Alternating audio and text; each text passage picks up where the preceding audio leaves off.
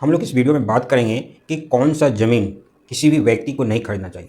क्योंकि आप जानते हैं कि कुछ व्यक्ति हैं जो ज़मीन खरीदते हैं लेकिन बाद में उनको मालिकाना हक नहीं मिलता है ज़मीन का, या फिर उनको कानूनी जो है चक्कर में पड़ना पड़ता है। इवन जो है ना पुलिस का भी चक्कर लगाना पड़ता है और फिर उसको सडनली पता चलता है कि जिससे हम ज़मीन खरीदे हैं या तो वो उसके नाम पे नहीं था, वो जो है ना फॉर्जरी रूप से या गलत रूप से ज़मीन बेच दिया, या फिर ऐसा भी होता है कि वो ज़मीन जो है जिस पर्पज़ के लिए हम खरीदे हैं उस पर्पज़ के लिए ज़मीन नहीं था।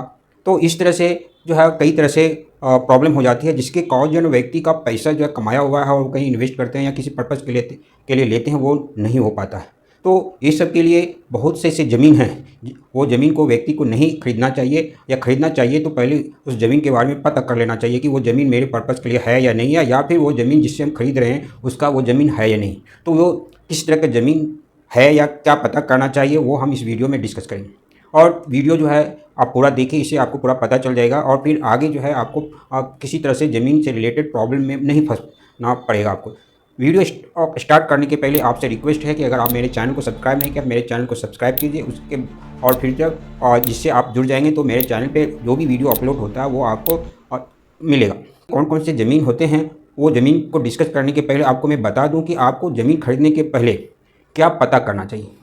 उसके बाद प्रकार पे जाएंगे कि जो है ना कौन कौन सी ज़मीन है। पहला आपको जो है पता करना चाहिए कि ये ज़मीन जो है जिससे आप खरीद रहे हैं उसके पास मालिकाना है कि है या नहीं है। मीन्स उसके पास जो है टाइटल डीड, जिसको ऑनरशिप भी बोलते हैं प्रॉपर्टी का, अब जो है वो टाइटल डीड उसके पास है या नहीं है, ये आपको पता करना है। ये पता जो है आप जो है ज़मीन का जो रिकॉर्ड होता है या उससे आप जो है ना पता कर सकते हैं वहाँ पे उसके नाम पे वो ज़मीन है या नहीं है, ये भी पता जो है ना वहाँ से आपको क्लियर हो जाएगा। ये टाइटल डीड के साथ में जो है ना आपको दूसरा भी पता करना है क्या ये रजिस्टर्ड हुआ है या ज़मीन नहीं हुआ है। मीन्स रजिस्ट्रेशन हुआ है ज़मीन का, जैसा कि आप जानते हैं कि ज़मीन के को रजिस्ट्री कराना पड़ता है। बहुत से व्यक्ति हैं कि रजिस्ट्री नहीं कराते हैं, केवल म्यूटेशन करा लेते हैं। अगर आप केवल म्यूटेशन कराए हैं आपके नाम पे ज़मीन चढ़ गया सरकार के रिकॉर्ड में, लेकिन वो ज़मीन जो है ना ट्रांसफ़र नहीं हुआ है। और रजिस्ट्रेशन का प्रोसेस जो होता है एक मालिकाना हक से दूसरे मालिकाना हक में जो है वो ट्रांसफ़र होती है, तभी मालिकाना हक जो है ना जो व्यक्ति खरीदा उसके ऊपर जाता है। म्यूटेशन का केवल इतना ही काम है कि सरकार के रिकॉर्ड में जो है ना वो ज़मीन उसके नाम पर चढ़ जाता है, लेकिन वो चढ़ा कैसे, वो ज़मीन का मालिकाना हक बना कैसे, उस ज़मीन के पहले वो कौन व्यक्ति मालिकाना हक था, तो ये सब रजिस्ट्रेशन से पता चलता है। इसलिए वो आपको पता करना है कि रजिस्ट्रेशन है या नहीं है उस ज़मीन का। इस सब के लिए आप पता करने के लिए आप जो है ना एक जो भी ज़मीन का कंसल्टेंट होते हैं या ज़मीन के सलाहकार होते हैं उससे आप पता कर सकते हैं, या फिर आप एडवोकेट जो होते हैं ज़मीन से जुड़ा हुआ वो काम करते हैं एडवोकेट, उससे आप मिल के ज़मीन की सारी रिकॉर्ड के बारे में पता कर सकते हैं। तो ये जो है पहला तो टाइटल डीड आप देखना है आपको उसके नाम पे है या नहीं है। फिर दूसरा है कि वो ज़मीन जो है रजिस्ट्रेशन हुआ है नहीं हुआ है। तीसरा जो है ना आपको जो है ना देखना है वो म्यूटेशन हुआ है या नहीं हुआ है। म्यूटेशन नहीं भी हुआ है लेकिन रजिस्ट्रेशन हुआ ज़मीन का बहुत ज़रूरी है। चौथे में जो है कि वो ज़मीन के बारे में देखना है कि उस ज़मीन पे कहीं जो है ना कोई व्यक्ति जो है लोन तो नहीं लिया हुआ है। जिस ज़मीन को आप खरीदने जा रहे हैं और जिसका मालिकाना हक है और ज़मीन का रजिस्ट्रेशन भी है, म्यूटेशन भी है, टाइटल डीड सब कुछ है, लेकिन उस पर वो लोन तो नहीं लिया हुआ है। अगर आप लोन लेने जाएंगे अगर आप लोन लिए हुए प्रॉपर्टी पे अगर आप खरीदने जाएंगे तो वो प्रॉब्लम हो जाएगा कि हो आपको तो ज़मीन बेच दिया जाएगा लेकिन बाद में बैंक चढ़ जाएगी उस पर ज़मीन। अगर वो व्यक्ति अगर लोन पूरा नहीं किया हुआ है और नहीं करेगा तो बाद में उस व्यक्ति वो ज़मीन जो है ना ऑलरेडी उसकी प्रॉपर्टी जो है ना बैंक में सब जो है ना गिरवी रखी रहती है, बाद में बैंक के चक्कर में आप पड़ सकते हैं। तो ये सब आपको देखना। जो इसके बाद जो आपको देखना कहीं ज़मीन पे किसी तरह टैक्स जो है ना तो बाकी नहीं है। अगर आप ज़मीन खरीद लेते हैं और पहले जो जिससे आप ज़मीन खरीदें वो अगर टैक्स पे नहीं किया है ज़मीन का, तो वो ज़मीन जो आप खरीदेंगे वो टैक्स जो है ना आपको पे करना पड़ेगा। तो ये आपके लिए एक्स्ट्रा ज़मीन के कॉस्ट से ज़्यादा पड़ जाए। मीन्स जो भी कॉस्ट आपका ज़मीन का खरीदने का तो उसके बाद फिर टैक्स पे करने का जो बैक का टैक्स बाकी है वो सब आपको पे करना पड़ जाएगा। तो ये सब आपको देखना है इस ज़मीन को खरीदने के पहले। अब बात आती है कि हम लोग जो है ना ये देखेंगे कौन कौन से ज़मीन है जिसको नहीं खरीदना चाहिए। जनरली आपको 7 तरह का प्रॉपर्टी है, मीन 7 तरह का 7 प्रकार के ज़मीन है जो आपको खरीदने के पहले सब कुछ पता करना चाहिए। और उसके बाद ऐसा अगर प्रॉपर्टी है और 7 प्रकार की जो मैं बता रहा हूँ उसमें इस तरह की प्रॉपर्टी में आता है तो आप इसको नहीं खरीदें। पहला जो है डिस्प्यूटेड ज़मीन। डिस्प्यूटेड ज़मीन मीन्स विवाद ज़मीन। ज़मीन जो है ना विवादित ऐसा ज़मीन कहलाता है जिसपे टाइटल शूट का जो है ना लड़ाई चलता है, मीन्स मालिकाना हक का लड़ाई चल रहा है और ये कोर्ट में चल रहा है। अगर आप ऐसे ज़मीन को खरीद लेते हैं तो एक तो आपको जो है एक रूल ऐसा है कि लॉ कहता है कि अगर विवादित ज़मीन है और कोर्ट में केस चल रहा है टाइटल शूट का तो कोई भी पार्टी ज़मीन बेच नहीं सकता। लेकिन धोखे से आपको बेच दिया जाता है, खरीद दिया जाता है तो बाद में आपको प्रॉब्लम हो सकता है, क्योंकि टाइटल उसका मालिकाना हक आपके पास नहीं आएगा जब तक जो है ना उसका डिक्लेयर नहीं होता है कोर्ट के द्वारा। और मालिकाना हक जिस व्यक्ति से आप लिए हैं उसको अगर मालिकाना हक नहीं मिलता है दूसरे को मिल जाता है तो फिर आपका और ज़्यादा प्रॉब्लम हो जाएगा। तो ये आपको विवादित ज़मीन जो है ना उसको आपको खरीदने से बचना है। दूसरा ज़मीन है सरकारी ज़मीन।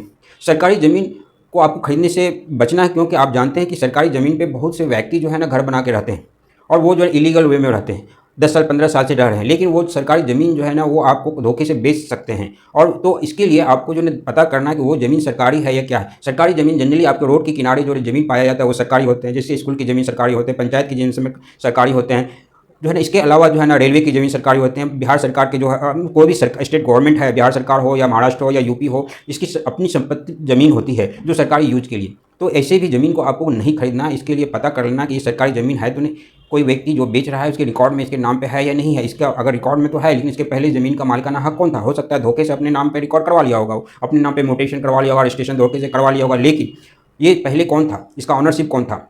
अगर ये सरकार की ऑनरशिप में है ये, तो फिर आपका कभी भी सरकार जो है ना इसको आपको खाली करवा देगी। तो मीन्स आपका पैसा जो है ना जो भी लगा हुआ था वो खत्म हो जाएगा और कमाया हुआ पैसा खत्म हो जाएगा। तीसरी ज़मीन है एग्रीकल्चर ज़मीन। एग्रीकल्चर ज़मीन मीन्स कृषि योग्य ज़मीन। कृषि योग्य ज़मीन खरीदने के पहले आपको पता करना है कि आपका उद्देश्य क्या है ज़मीन खरीदने का। क्या आपको कृषि करने का है तो ठीक है। अगर आप जो है ना बिजनेस के लिए ले रहे हैं ज़मीन, तो फिर वो कृषि का ज़मीन अगर बिजनेस के लिए आप यूज करेंगे तो फिर आपका प्रॉब्लम पड़ जाएगा। इसके लिए आपको एनओसी गवर्नमेंट से लेना पड़ेगा। अगर एनओसी गवर्नमेंट नहीं देगा तो आपका उद्देश्य पूरा नहीं होगा और फिर ज़मीन आपका फंस जाएगा। और ये जो है जनरली बहुत से स्टेट्स हैं जहाँ पे ज़मीन को डिवाइड किया हुआ है। एक तो एग्रीकल्चर ज़मीन मीन्स भूमि जो भी कृषि योग्य ज़मीन है, दूसरा जो है ना इंडस्ट्रियल ज़मीन जो इंडस्ट्रियल के लिए मीन्स उसको बिजनेस के लिए करते हैं, तीसरा जो रेजिडेंशियल ज़मीन है। तो जैसे महाराष्ट्र में जाएंगे, कर्नाटक में जाएंगे, अदर स्टेट में जहाँ वो ऐसे ज़मीन में डिवाइड किए हुए होते हैं कि वो पर्पस खरीदने वाले का पता होना चाहिए कि हम क्या एग्रीकल्चर के लिए ले रहे हैं या फिर रेजिडेंशियल के लिए ले रहे हैं या फिर प्रॉपर्टी जो है ना वो ले रहे हैं हम जो है कॉमर्शियल बेसिस के लिए। तो अगर आप इसमें फंस जाएंगे, अगर आपका उद्देश्य पूरा नहीं होगा, फिर आपका पैसा यहाँ पे बर्बाद हो जाएगा। चौथा जो ज़मीन होती है वो ज़मीन होती है लाल डोरे की ज़मीन। लाल डोरे की ज़मीन जो मीन्स कहने का अर्थ हुआ कि आप जो है ना किसी गाँव को विशेष जो है ना वहाँ पे स्टेटस दिया रहता है। उस स्टेटस में है कि उस गाँव की ज़मीन के अंदर बाहर का कोई व्यक्ति उस ज़मीन को नहीं खरीद सकता है। अगर खरीदेगा तो उसकी बाद में उसकी जो भी खरीदारी होगी वो इनवैलिड मीन्स गलत पाया जाएगा। इसलिए ऐसे लाल डोरे की ज़मीन को भी आपको पता करना है कि ये कहीं जो है ना उसमें इंस्ट्रक्शन तो नहीं है कि खास ये गांव की ज़मीन है और इस गांव में बाहर के गांव के व्यक्ति जो है ना उस गांव का रहने वाला नहीं है वो खरीद रहा है। तो लाल डोरे की ज़मीन चौथे प्रकार की ज़मीन होती है। पांचवें प्रकार की जो ज़मीन होती है वो जो है सीलिंग की ज़मीन होती है। सीलिंग की ज़मीन जैसे भूमि सुधार के अंतर्गत ये ज़मीन जो है ना ये ज़मीन खास करके उन ज़मीन जिसको नहीं होता है, जैसे आप कह सकते हैं कि बहुत से गरीब व्यक्ति हैं जिसको रहने का घर नहीं था लेकिन और किसी उसकी दयनीय स्थिति बहुत ख़राब थी या ख़राब है, तो वहाँ पे प्लानिंग चलती है गवर्नमेंट की और गवर्नमेंट जो है ना उसको ज़मीन कुछ देती है उसको बेसिक लेवल के लिए जो है ना घर बना के ताकि रहे। तो आपको पता, तो वो जो गवर्नमेंट देती है उस ज़मीन को वो बेच नहीं सकता है। तो ये सीलिंग की ज़मीन जो है ना या भूमि सुधार के अंतर्गत किसी को ज़मीन अगर मिला हुआ है तो आपको पता कर लेना है कि वो कहीं भूमि सुधार के अंतर्गत जो है ज़मीन तो नहीं है। अगर सीलिंग की ज़मीन या भूमि सुधार के अंतर्गत किसी को ज़मीन मिला हुआ है तो अगर आप खरीद लेंगे तो फिर जो है ना आपका पैसा बर्बाद हो जाएगा और पैसा बर्बाद, वो ज़मीन ना पैसा जिससे आप खरीदें ना तो पैसा देगा आपको और ज़मीन भी आपका नहीं हो पाएगा। तो ऐसी ज़मीन को आपको पता करना है कि ये है या नहीं। तीसरा जाति और समुदाय बेसिस की ज़मीन है और ये जाति और समुदाय बेसिस की ज़मीन जो है ना ये ज़मीन बेसिकली जो है ना SC ST या कुछ खास समुदाय के व्यक्ति के लिए होते हैं। SC ST को डोनेट किया हुआ ज़मीन मीन SC ST के एरिया जो अगर उसको घोषित किया हुआ ज़मीन की ये जो है ना SC एरिया का है या ST एरिया का है,